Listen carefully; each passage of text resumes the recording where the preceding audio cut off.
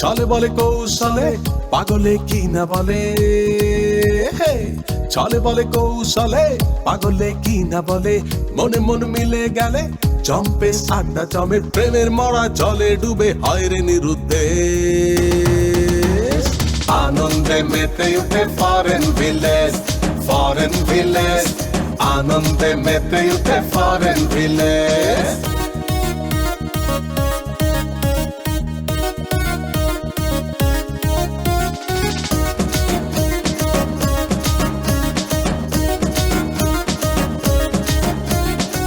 জমে ওঠে খুনসুটি দুঃখকে দিয়ে ছুটি, এভাবে তাইরে নাইরে সবাই থাকে ভাবসাগরে, হেরে যায় গল্প গানে স্বপ্নের রে। আনন্দে মেতে উঠে ফরেন ভিলেজ, ফরেন ভিলেজ, আনন্দে মেতে উঠে ফরেন ভিলেজ। এই আমার টাকা কম থাকতে পারে, কিন্তু আমার বাপ দাদার তো জমি জমার অভাব নেই, সয় সম্পত্তির অভাব নেই। এত জমি জমা সয় সম্পত্তি খাবে কিটা? এ এখনকার মেয়েরা সবুজ ভাই এ জমি জমা দেখে কোনো ছেলেকে পছন্দ করে না, ভালোবাসে না। যার যোগ্যতা যার অর্থ আছে তাকেই সে মেয়ে পছন্দ করে। এই যেমন ধরেন যে আপনি আমি যে ফকিন্নি অবস্থায় থাকি, তাই না, কি কিন্তু কোনো মেয়ে কিন্তু পছন্দ করে না। এই এই সোরা, তুই কি আমাকে তোর স্ট্যান্ডার্ডে নামাই ফেলতেছিস নাকি? হ্যাঁ, তোর তো সাহস কম না, তুই আমার কি করতে চাচ্ছিস? দেখ বাদ দিয়ে আছে, কিছু করলাম না। শোন, আমার উপকার কাম করে দে, ব্যবস্থা করতে পারলে দেবার নেই, পুরস্কার দেবার নেই।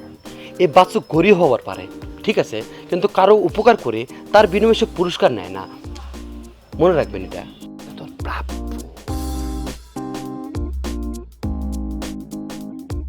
পুরস্কারটা কি জানতে পারি? কি পুরস্কার? ওই তুই মনে করছ যে নাম্বারটা ব্যবস্থা করে দিতে পারলে ওই 4টা টসটসা খালি বাড়ির ঠিকানা তোরে দিয়ে দেবার, একদম চুরি করে সাফা করে ফেলবি। তো খালি বাড়িতে আমি কি করব? খালি বাড়ি বলতে বোঝাচ্ছে মানুষ থাকবে না, কিন্তু মাল সামানা থাকবে। যে করে ভাত থাকান সে করে মাছ মাছ আমি কি করব? আপনি একটা টোটালি একটা পা বলে একটা লোক।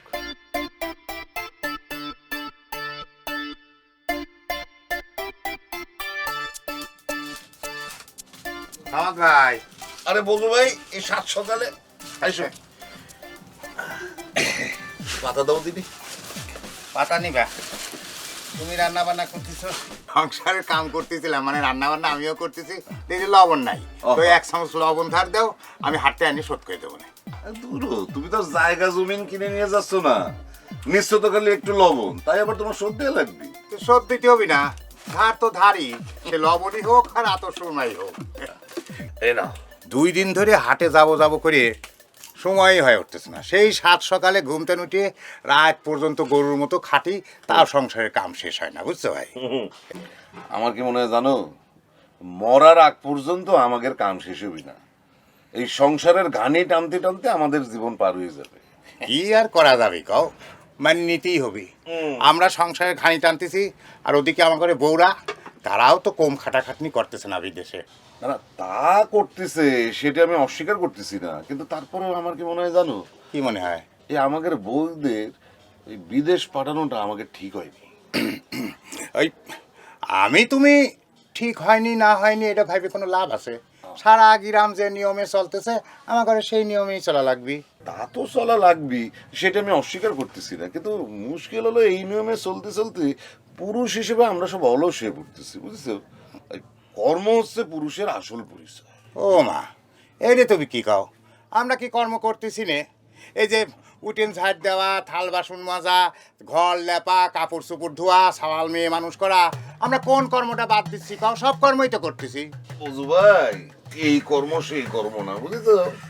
তাহলে তুমি কোন কর্মের কথা কইছো? বাদ দাও, বাদ দাও। এই তোমার কি লবণ লাগবে? এটুকুই হয়ে যাবে নি, তা আমি হাড়িতে নাইনি সবজি দেবো না, ঠিক আছে? আর দূরও শোধ দেওয়া লাগবে না, যাও তো। সব দেওয়া লাগবে না, তোমার কাছে এই 1 চামচ লবণ নিয়ে আমি রেডি থাকবো না। ঠিক দিয়ে দাও।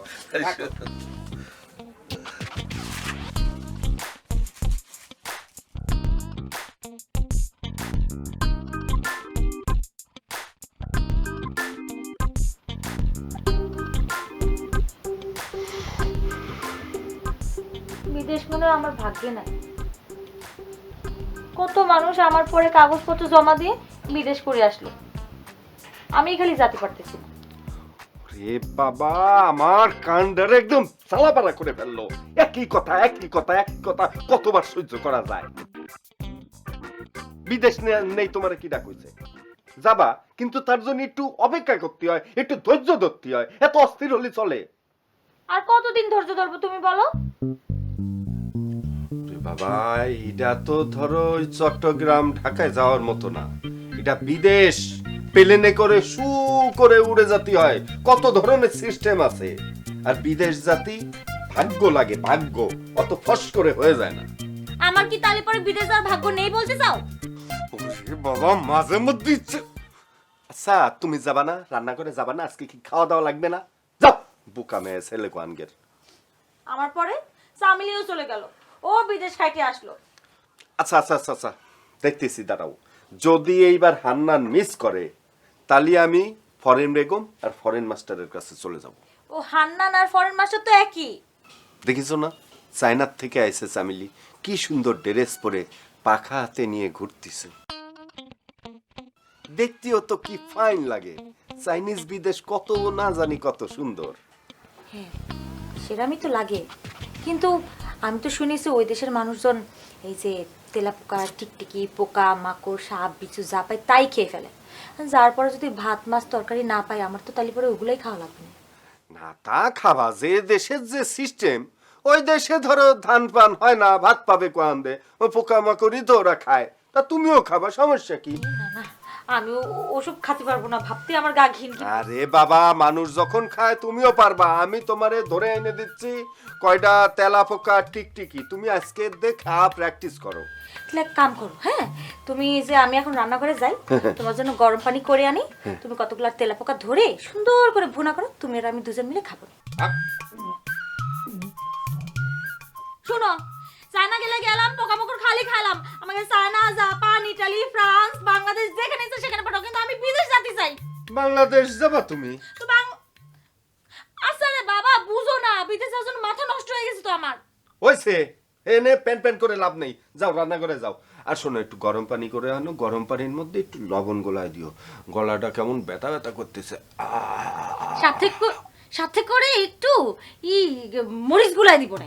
কি জন্য? তাহলে আরো গলার খসখস ভালো হয়ে যাবে। ফাও কথা কই না, দিন পাগল হয়ে গেছে, ইচ্ছে করে।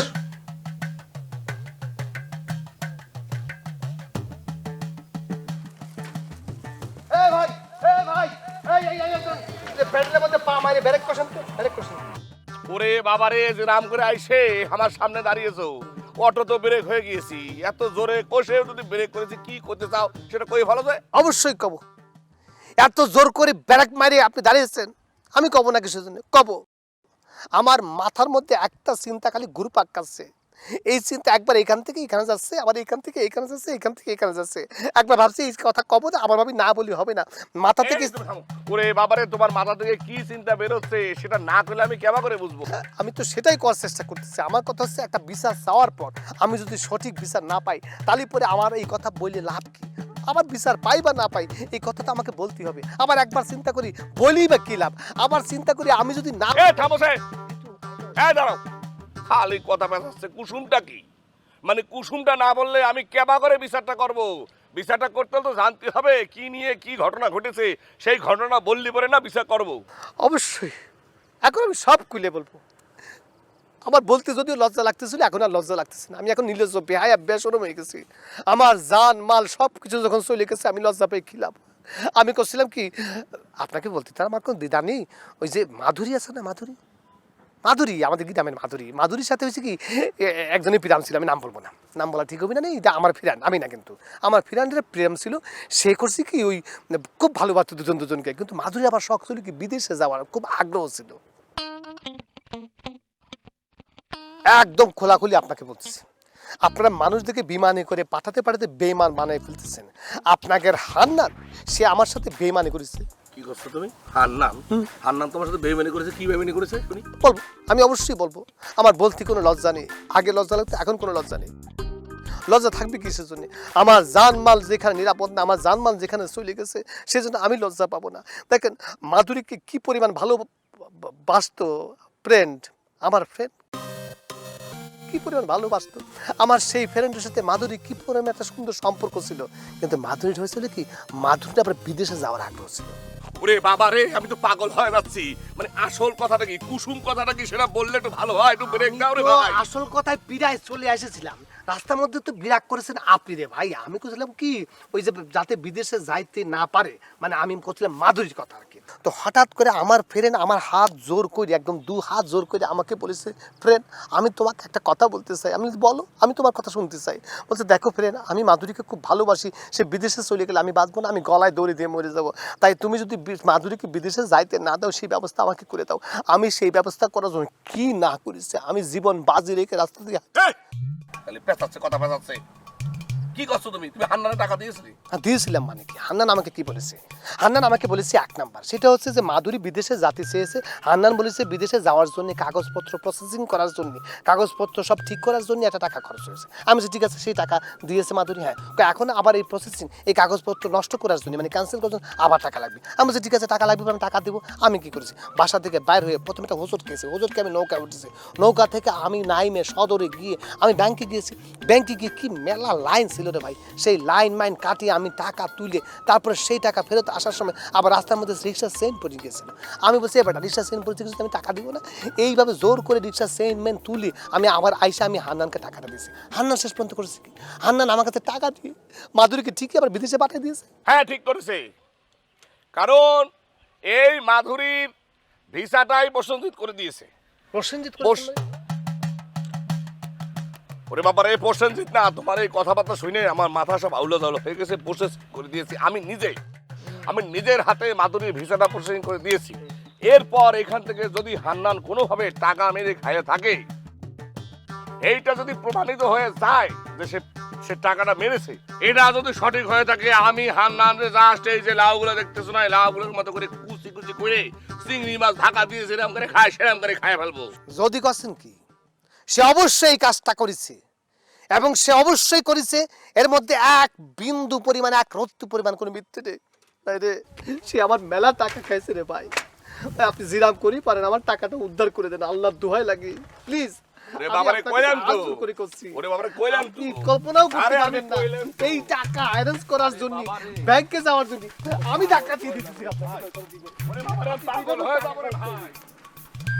আমি কি কষ্টটা করেছি, এই টাকা তোলার জন্য আমি যে পরিমাণ টাকা খরচ করেছি। আমি নৌকা করে আমি তারপর আমি ওই পারে গেছি, ওই পারে যাই আবার বেবি রিক্সা করে আমাকে অর্ধেক রাস্তা যাতে হয়েছে, আবার অর্ধেক রাস্তা পর আবার রিক্সা নিতে হয়েছে, তারপরে আবার লাইনে বিশাল খরচ, লাইনের মধ্যে আবার 2 জন বোকারকে আমার টাকা দিতে হয়েছে। একলা একলা তো কথা করছি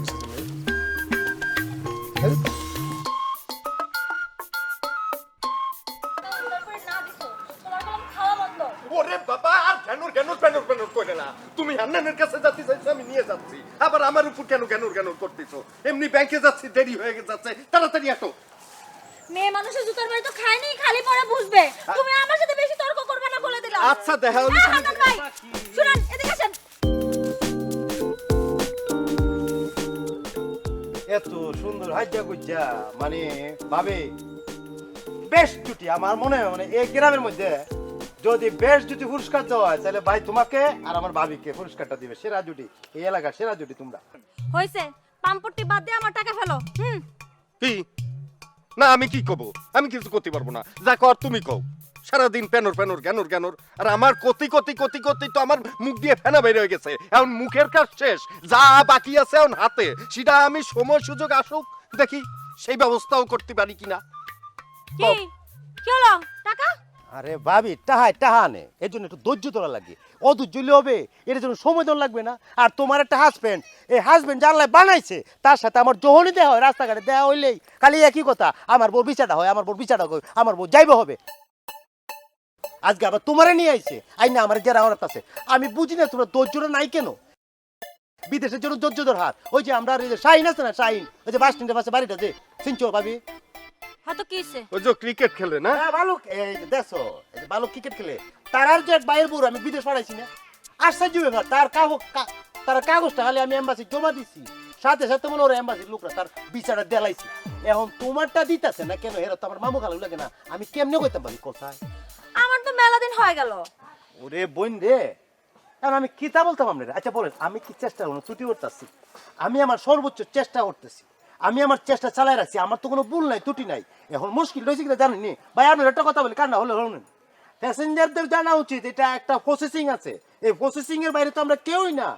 আমার চেষ্টা চলতেছে। আচ্ছা আপনি যে টেহাটা দিচ্ছেন আমাকে, ভাই কয় মাস হয়েছে? 2-3 মাস হয় নাই। আপনারা এত ধৈর্য হয়ে গেছে, মানুষ বছরকে বছর আমার কাছে টেহা বেলায় রাখছে, কই তারা তো এত বিরক্ত করতেছে না আমাকে, এত বিরক্ত আমাকে করতে চাই না। এই কি করব? আমি কি জানি, তুমি কও। বাড়িতে গেলি তো ঘ্যানোর ঘ্যানোর প্যানোর প্যানোর করতে দাও, এখন নিজের সামনে পাইছো নিজে কয়ে নাও। আচ্ছা ভাই শুনেন, আমরা হলাম পরে ব্যাংকে টাকা জমা দিতে যাচ্ছিলাম, আপনার সাথে দেখা হলো পরে এজন্য কথাগুলো বললাম। আপনি একটু চেষ্টা করেন না, দ্রুত যেন আমার ভিসাটা হয়ে যায়। এখন দ্রুত চালাইতে হলে মেশিন, দ্রুত চালাইতে গাড়ি, তো পেট্রোল লাগবে। কিছুটা মনে হয় যে আর একটু দিলে আমি পারবাম। 1000-200 টাকা হইলেই আমি একটা সিস্টেম করে এলাম।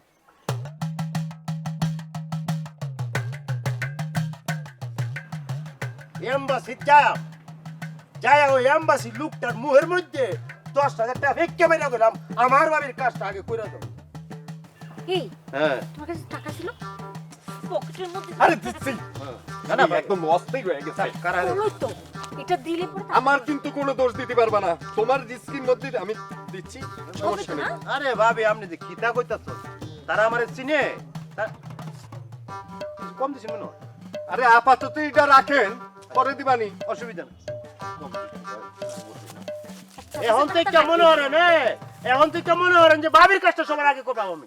আচ্ছা দেখা যাবে না। আমার সব কাছে ভাবিরটাই আমি করবো আমাকে। কি সুন্দর এক গানের বাকি। এত কথা বুঝি না স্যার।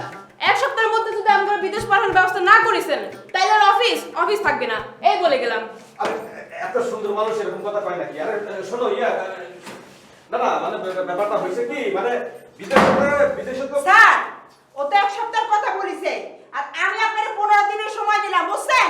এই 15 দিনের মধ্যে যদি আপনি আমারে বিদেশে পাঠানোর ব্যবস্থা না করেন তাহলে পরে আমি আমার চাচা মামা যারা আছে, বুঝছেন, আপনি ভাবেন না কিন্তু যে আমাদের ফ্যামিলিতে কেউ আইনের পর্যায়ে নাই, তাদেরকে নিয়ে আইসে আপনাদের বাইন দিয়ে পিটে, বুঝছেন, কি যে করবো তার কিন্তু মানে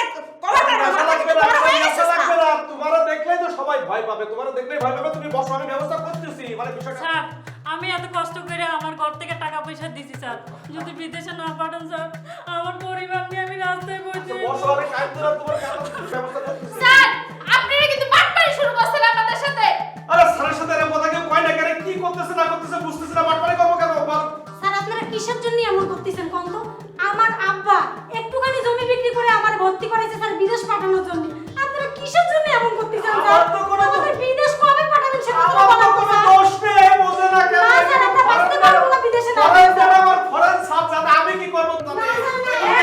না, না, না, এই, এই, ভাই আমার টাকা আমার নাকি?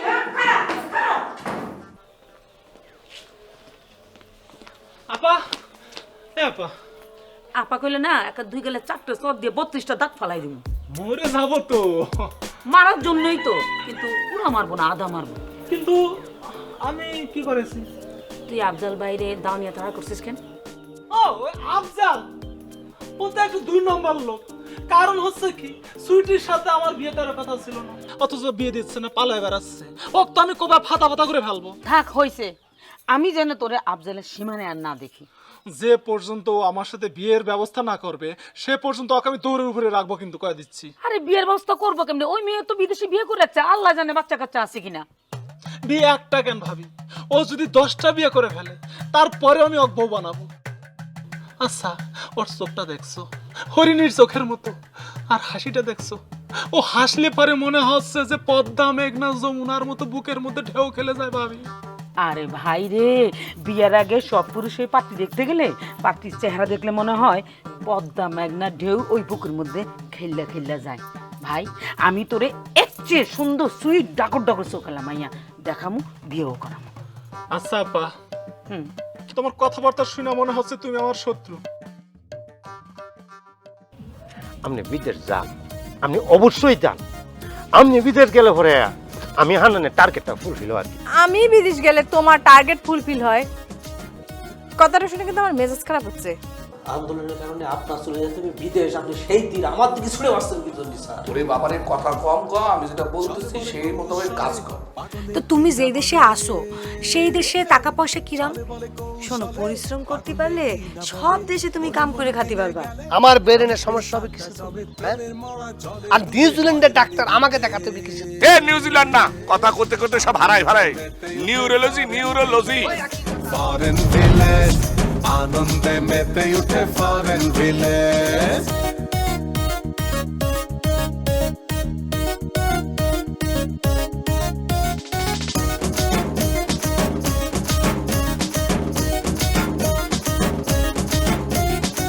জমে ওঠে খুনসুটি দুঃখকে দিয়ে ছুটি, এভাবে তাইরে নাইরে সবাই থাকে ভাবসাগরে। কেটে যায় গল্প গানে স্বপ্নের রে, আনন্দে মেতে উঠে ফরেন ভিলেজ, ফরেন ভিলেজ আনন্দে মেতে উঠে ফরেন ভিলেজ।